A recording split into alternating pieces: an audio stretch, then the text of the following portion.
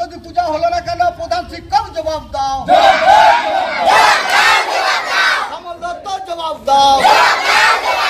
বিদ্যালয়ের সরস্বতী পুজো না হওয়ার কারণে ক্ষোভে ফেটে পড়ল খুদে পড়ুয়া থেকে শুরু করে অভিভাবকরা। কেন বিদ্যালয়ে সরস্বতী পুজো পালন করা হয়নি এ বিষয়ে বিদ্যালয়ের প্রধান শিক্ষকের কাছে জবাব চেয়ে রীতিমতো ধর্নায় বসে পড়ুয়ারা।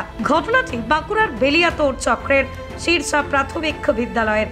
এই বিদ্যালয়টি স্থাপিত হয়েছিল 1946 সালে, অর্থাৎ ভারতবর্ষ স্বাধীন হওয়ার পূর্বে বিদ্যালয়টি নির্মাণ করা হয়েছিল। তখন থেকেই এই প্রাথমিক বিদ্যালয়ে ধুমধাম করে সরস্বতী পুজো পালন করা হয়ে থাকে। গত বছরও সরস্বতী পুজো পালন করা হয়েছিল, কিন্তু এবছর আর পুজো পালন করা হয়নি। আজ সরস্বতী পুজোর সকালে বিদ্যালয়ের সমস্ত পড়ুয়ার নতুন পোশাক পরে স্কুলে গিয়ে দেখে সরস্বতী পুজো পালন করা হয়নি, যা দেখেই তাদের মন খারাপ হয়ে যায়। আচ্ছা, কি কারণে তোমরা সকাল থেকে বিক্ষোভ করছো? স্কুলে পূজা হয়নি বলে। আচ্ছা, স্কুলে পুজো হয়নি বলে তোমরা বিক্ষোভ করছিলাম। আচ্ছা, তো কেন পুজো হয়নি কিছু জানো? না না। আচ্ছা, তাহলে স্কুলে যে পুজো হয়নি মন খারাপ লাগছে? হ্যাঁ, মন খারাপ লাগছে। আচ্ছা, কতটা মন খারাপ লাগছে? অনেকটা। তোমরা কি চাইছো? পূজা হতে। আচ্ছা, তো পরের দিন শিক্ষক এলে কি বলবে? কেন পূজা হয়নি সেটা জিজ্ঞাসা করবে। কি নাম তোর? সোহমা। কোন ক্লাসের ছাত্র? 4। বিদ্যালয়ের সরস্বতী পুজো না হওয়ার কারণে অভিভাবকরাও ক্ষোভ প্রকাশ করেছেন। স্থানীয় বাসিন্দা থেকে শুরু করে অভিভাবকরা সকলেই বলছেন, স্কুলে যদি ফান্ডিং না থাকতো তাহলে প্রধান শিক্ষক আমাদেরকে জানাতে পারতেন। আমরা সকল অভিভাবকরা চাঁদা তুলে পুজো করতাম, স্থানীয় ক্লাবের সহযোগিতা নিতাম, কিন্তু হঠাৎ করে পুজো বন্ধ করে দিয়ে প্রধান শিক্ষক অনেক বড় ভুল করেছেন। আমরা আশা করব ভবিষ্যতে এই ধরনের ঘটনা যেন পুনরাবৃত্তি না হয়। আমাদের শীর্ষা প্রাথমিক বিদ্যালয়ে প্রতি বছরই সরস্বতী পূজা হয়, কিন্তু হঠাৎ করে দেখছি এই বছর সরস্বতী পূজা হচ্ছে না। সেই কারণে সব বাচ্চারা এসে স্কুলে ধর্নায় বসেছে। কেন হলো না সেটা যদি প্রধান শিক্ষক মহাশয় আমাদেরকে বলতেন যে আমাদের কোনো অসুবিধা আছে, আমরা করতে পারছি না, তার জন্য আমরা ক্লাব থেকে বা আমরা অভিভাবকরা বাচ্চাদের চাঁদা করে আমরা নিজেরাই পুজোটা করতাম। কিন্তু প্রধান শিক্ষক তো এটা তো খুবই অন্যায় কাজ করলেন, তা আমাদেরকে তো জানাতে পারতেন। স্কুলে কতজন শিক্ষক শিক্ষিকা রয়েছে? স্কুলে কমসে কম কতজন শিক্ষক শিক্ষিকা? একজন শিক্ষক, একজন শিক্ষিকা। আচ্ছা, স্টুডেন্ট কতজন? স্টুডেন্ট প্রায় 50 থেকে 60-70 জন হবে। আচ্ছা, সকাল থেকে কি বাচ্চা ছেলেদেরকে স্কুলে এসে একদম তাই। কি হয়েছে সকাল থেকে? সকাল থেকে তো এখানে কিছুই নেই। আমরা ক্লাবে পুজো করছি, সেখানে ওখানে গেছে, ওখান থেকে এসে আমাদেরকে বলছে যে এরকম ব্যাপার। তারপরে ওরা এসে এখানে সবাই বিক্ষোভ দেখাচ্ছে। এই বাচ্চা ছেলেরা যে ক্লাবে পুজো করেছে বিষয়টা জানার চেষ্টা করেছেন আমরা প্রধান শিক্ষক? প্রধান শিক্ষক মহাশয়ের সঙ্গে আমাদের সরাসরি যোগাযোগ হয়নি। হঠাৎ করে তো আমরা দেখছি যে স্কুলে পুজো হচ্ছে না, তাহলে প্রধান শিক্ষকের সঙ্গে কি করে আমরা যোগাযোগ করবো? এই বিষয়টা কতটা খারাপ লাগছে বা কতটা নিন্দার চোখে দেখছেন? এই বিষয়টা খুবই মানে আমাদের লজ্জাজনক বললেই বিশ্বাস করেন। বিদ্যালয়ে পুজো না হওয়ার বিষয়ে স্থানীয় গ্রাম পঞ্চায়েত প্রধানও রীতিমতো ক্ষোভ প্রকাশ করেছেন। আমি বেলিয়াতোড় চক্রের মধ্যে বেলিয়াতোড় গ্রাম পঞ্চায়েতের আমি প্রধান। আমার বাইরের যে স্কুলগুলি আছে সেগুলির আমার খবর নেই, কিন্তু আমার শীর্ষা যে প্রাথমিক বিদ্যালয়টি সেটি আমার বাড়ির সামনে, বা আমি এই বিদ্যালয়েরই ছাত্র। আমাদের বিদ্যালয়টি 1946 সালে প্রতিষ্ঠিত হয়। এই বিদ্যালয়ে 1946 সাল থেকে আমাদের সরস্বতী পুজো অব্যাহত রয়েছে। এই বছর হঠাৎ করে দেখছি অনেক গার্জেন আমাকে ফোন করেছেন বা অনেকে আমার বাড়ি এসেছেন, হঠাৎ করে দেখছি এবছর সরস্বতী পুজো বন্ধ হয়ে গেছে। মাস্টারমশাইয়ের কাছে আমরা কোনো কারণ না জেনে মাস্টারমশাই বন্ধ করেছেন এই সরস্বতী পুজো। এই সরস্বতী পুজোটা হলো যে আজকে এই বাচ্চা নিষ্পাপ ছেলেগুলো তারা এই দিনটির অধীর আগ্রহে বসে থাকে, কবে আমাদের সরস্বতী পুজো আসবে, আমরা এই দিনটিতে আনন্দ উপভোগ করব। আজকে আমি এবার নিজের চোখে আমি দেখে এই বিদ্যালয়ে দাঁড়িয়ে আমি খুবই লজ্জিত যে শিক্ষক মহাশয়দের কাছ থেকে আমরা এটা আশা করিনি।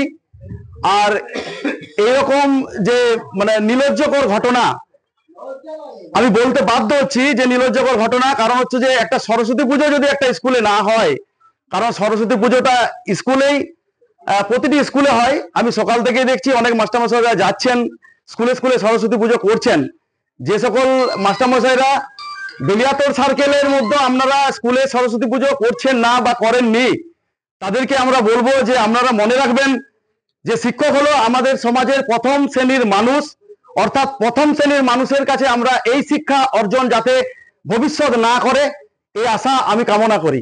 প্রতি বছর যে বিদ্যালয়ে সরস্বতী পুজো পালন করা হয়ে থাকে, সেই বিদ্যালয়ে ঠিক কী কারণে এবছর সরস্বতী পুজো পালন করা হলো না, এই বিষয়ে বিদ্যালয়ের প্রধান শিক্ষকের কাছে জানতে চাওয়া হলে ফোন মারফত তিনি বলেন, আসলে এই বিদ্যালয়ে মাত্র 2 জন টিচার, তিনি ছাড়া আর মাত্র 1 জন শিক্ষিকা রয়েছেন, কিন্তু সম্প্রতি তিনি 2 মাসের ছুটি নিয়ে নিয়েছেন, তাই একার পক্ষে স্কুলে সরস্বতী পুজো পালন করা সম্ভব ছিল না।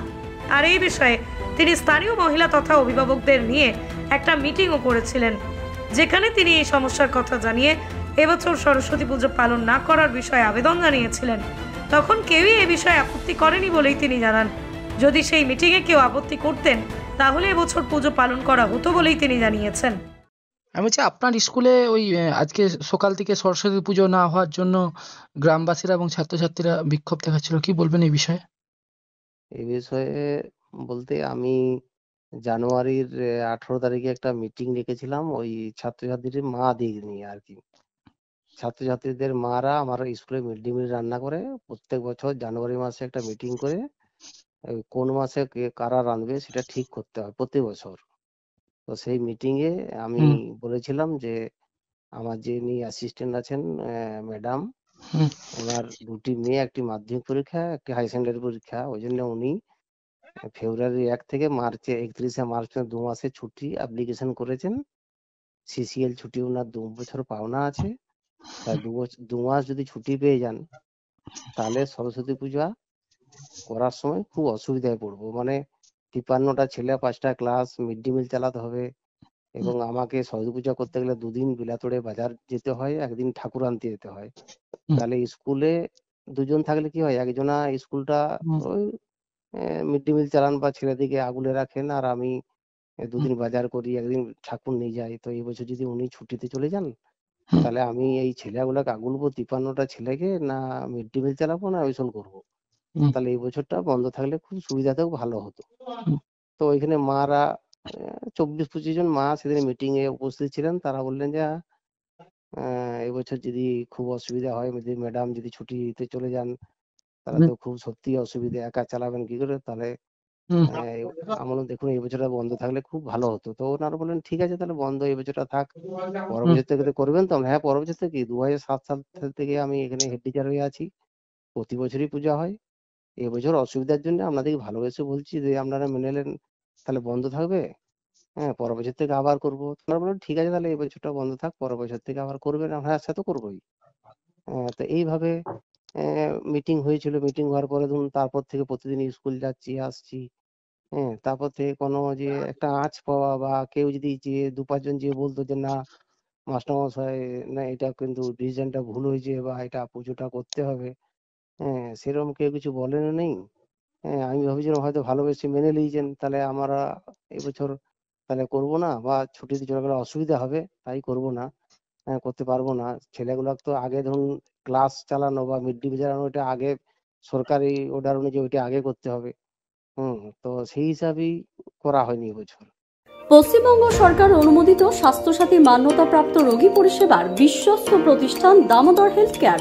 এখানে রয়েছে semi modular OT, OPD, general medicine, gynaecology, gynae surgery, general surgery, orthopaedic surgery, ENT surgery, advance physiotherapy clinic, medicine বিভাগ, অ্যাডভান্স ডায়াগনোসিস সেন্টার সহ নানান পরিষেবা রয়েছে। 24 ঘন্টা লিফট পরিষেবা, এছাড়াও 24 ঘন্টায় থাকছে অ্যাম্বুলেন্স পরিষেবা, সাথে মেডিকেল ইন্স্যুরেন্সের মতো প্রয়োজনীয় সুবিধাও। এছাড়াও রয়েছে ওষুধের দোকান। ঠিকানা মিলমোড়, কতুলপুর, বাঁকুড়া। ফোন নাম্বার 9475240280 অথবা ফোন করুন 9475240290 এবং 9647180100 এই নাম্বারে।